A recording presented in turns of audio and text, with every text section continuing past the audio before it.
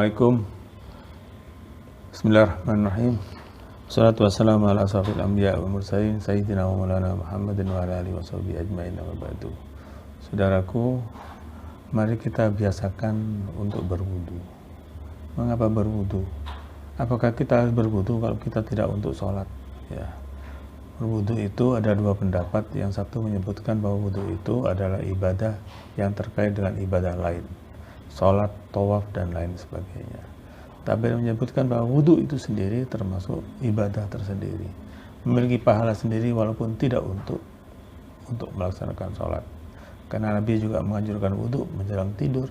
Nabi juga menganjurkan wudu ketika kita akan berhubungan dengan istri dan sebagainya.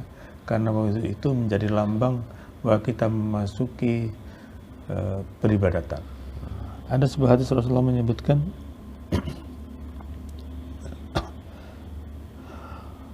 wa alamu anna khaira a'malikum as-shalah wa la yuhafid 'alal wudu' illa minun fayanbaghi lil mu'min an yakuna an-nahara kullahu 'alal wudu' wa yanamu bil laili 'alal wudu'. Kata Rasulullah, senantiasa kalian dengan salat dan senantiasa kalian itu menjaga wudu kalian. Karena kenapa? Kalau kalian yang orang senantiasa menjaga wudu itu adalah seorang yang beriman, kata Rasulullah. Selayaknya pada siang dan malam hari kita jaga wudu kita. Karena kenapa? Fa innahu idza fa'ala dzalika, kan seseorang ketika melaksanakan hal itu yuhibbullahu ta'ala, maka Allah akan mencintai dia. Wa tuhibbul fadha, dan malaikat penjaga yang selalu mengikuti kita, yang menjaga kita itu juga akan mencintai kita. Wa yakunu fi amanillah, dan dia akan senantiasa dijaga oleh Allah Subhanahu wa taala sepanjang wudu itu ada padanya.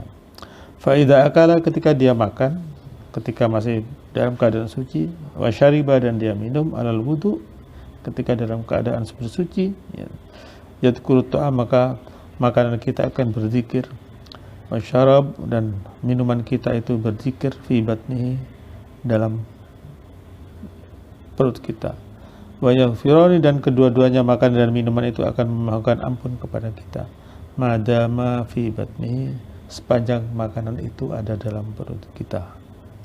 Tsumma qala, maka kemudian berkata, sami'tu Rasulullah yaqulu man tawadda'a wudu'i hada khawajat khatayahu min wajhihi wa yadayhi wa rijlaihi.